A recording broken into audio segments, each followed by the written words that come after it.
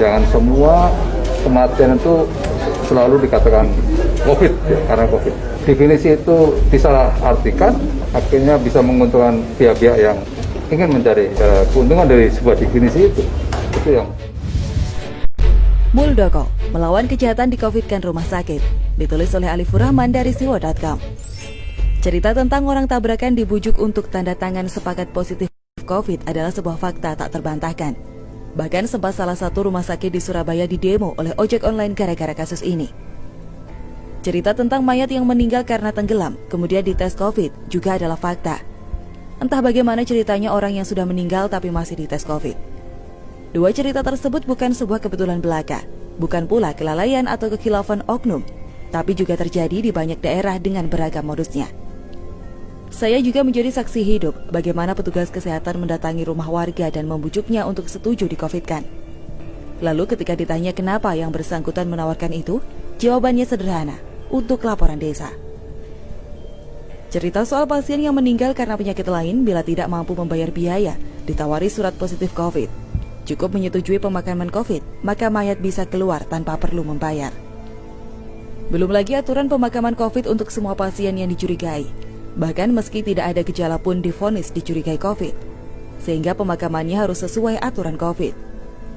Beberapa hari setelahnya, hasil tes keluar dan ternyata negatif. Berapa banyak mayat yang dimakamkan sesuai standar COVID, tapi hasil tesnya ternyata negatif? Banyak.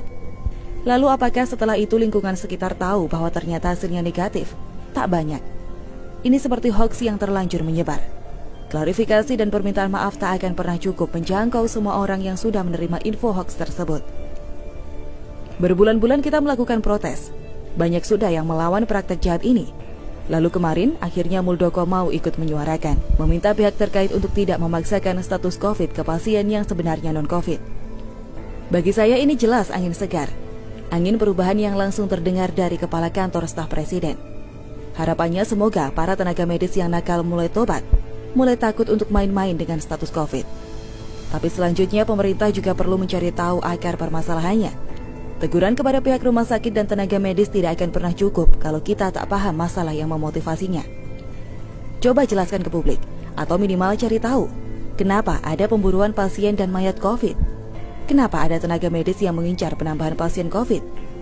Kenapa ada tenaga kesehatan yang mengincar warga dengan penyakit bawaan dan menahun untuk diperiksa dan dipaksa COVID? Sebenarnya ada apa dengan mereka? Apa motivasinya?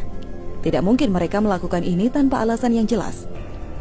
Memang sudah banyak kabar dan desas-desus terkait motivasi dan alasan tenaga medis bertindak nakal. Tapi tetap saja ini harus dikonfirmasi karena berkaitan dengan perbaikan kebijakan. Pada intinya kondisi kita sudah krisis, masyarakat sudah menjerit. Sementara di level kebijakan dan wilayah medis masih banyak permainan dan akal-akalan. Bagi pejabat dan profesi tertentu yang punya pendapatan tetap setiap bulan dan kini mendapat subsidi, mungkin COVID ini tak mengganggu kehidupan mereka. Kebutuhan pokok tetap terpenuhi. Tapi cerita para pekerja swasta tidak sebatas masalah PHK. Bahkan makan pun kini hanya nasi dan kecap. 7 bulan sudah kita menghadapi corona dan hasilnya resesi ekonomi. Sampai di sini mestinya kita sudah mulai berpikir tentang evaluasi. Sudahlah, sudah cukup kita belajar dan coba-coba. Data yang dikumpulkan sudah sangat lengkap untuk membuat perubahan. Untuk apa rapid test perjalanan? Kalau itu hanya untuk menjual paksa alat kesehatan, tidak akurat pula. Untuk apa membuat pemakaman khusus COVID? Toh mayat tak bisa menularkan virus. Sudahlah. Jangan lagi main propaganda dengan mengumpulkan mayat dalam satu tempat hanya untuk menciptakan ketakutan.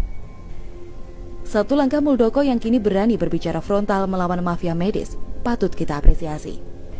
Tapi ini belum selesai. Masih ada beberapa masalah dan perbaikan yang harus diterapkan. Semoga Pak Muldoko mau untuk lanjut melawan. Jangan tiba-tiba menghilang seperti Terawan. Oh ya, Terawan memang tak sempurna, tapi pernyataannya sangat terukur dan jujur. Beberapa pernyataan seperti COVID ini tidak berbahaya, bisa sembuh sendiri, tak perlu semua orang pakai masker, cukup yang sakit saja. Kini semua pernyataan Terawan itu menemukan kebenarannya lewat data yang sudah kita kumpulkan.